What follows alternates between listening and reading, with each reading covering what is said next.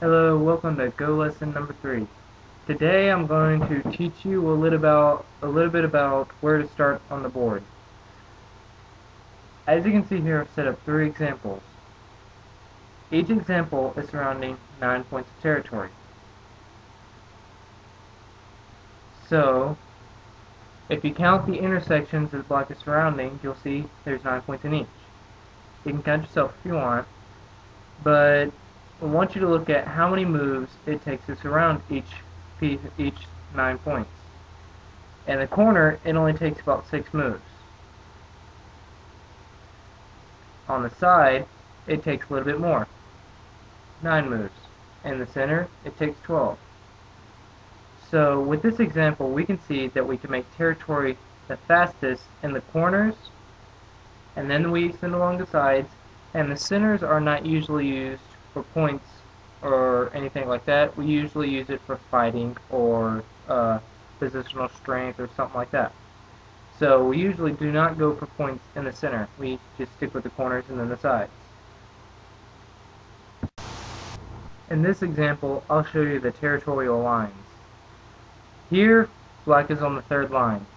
This is good for solid territory, but you can do a little bit better. 3rd line is a territorial line. We consider that the line that has secure territory and a secure position. Now, if we look at this one, we can see it's 3rd line, 4th line, 3rd line. This is the better idea for territory. 3rd line on each side for secure position, and 4th line to have some effect on the rest of the board. If you're on the 3rd line all the time, then you're not going to have any effect on the rest of the board or any fights or anything like that. The 4th line is the line that has effect on the center and any fights or anything of the sort. So what we want to do is have both 3rd line and 4th line stones. Same with the 3rd line, we don't want just 4th line stones, because if white gets a stone around either of the sides, then white can just play a stone and come under the territorial line. Now white isn't getting any points. So remember, the ideal territory is 3rd line, 4th line, 3rd line from the nearest wall. If it's on the 2nd line, you're not getting hardly enough points. If it's on the 1st line on the wall, you're not getting any points. We usually avoid the wall until the end of the game. Now, when we start in the corners, we want to keep our stones on the 3rd or 4th line. So we can go to the 4-4 point, 4th line from this wall and 4th line from this wall. We can go to the 3-3 point, 3rd line, 3rd line. We can go to the 3-4 point or the other 3-4 point. These are the common openings in the corners. These 4 moves are the most common. The 3-3, the 3-4, and the other 3-4, and the 4-4. Now, if you ever lose track of where to start in the corner, just count from the closest walls. 1, 2, 3, 4, 1, 2, 3, 4. So this is also a 4-4 point. Playing around the walls and these 4 points will help you to develop territory quickly in the corner.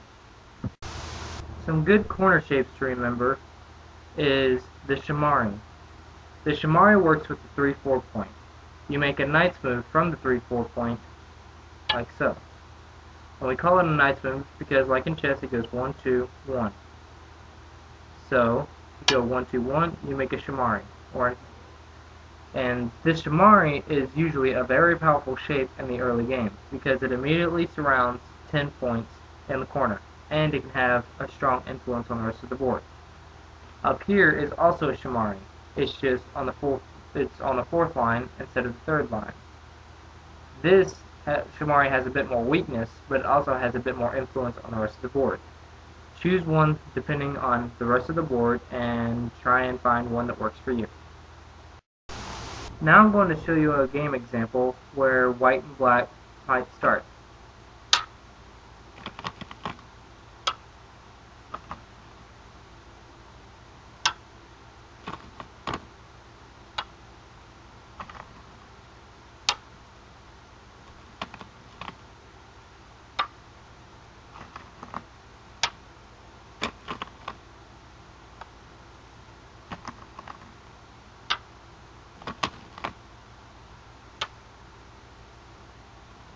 In this example, we've played out nearly all of the opening.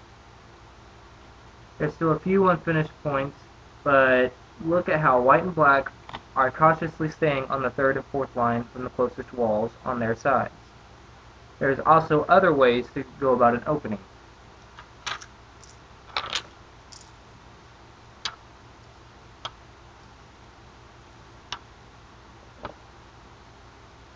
Instead of playing just here on white side, white might choose to go over to black side.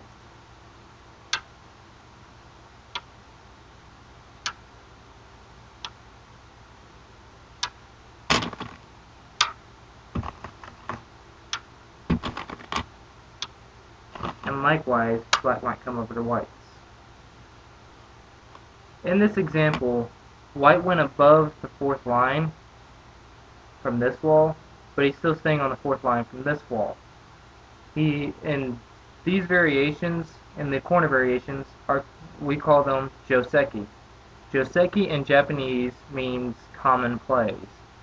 So joseki means it's an even result for both players in the corner that's commonly played. You should learn a lot of joseki because there are thousands of joseki variations that you can choose from. Now, you know that you start in the corners, but most amateurs think to start in the corner and then move along to the sides. This idea is wrong. We start in the corner and then we go for the other open corner before moving along to the sides. We take all the open corners before the sides. Now, you might see some strong amateurs not go for the open corners first, but the black might also go for the last open corner and ignore white's move. They might respond, and then a fight might occur. This has some deeper thought into it, but I would avoid trying to try this out until you get an idea of why you want to start in the corners first.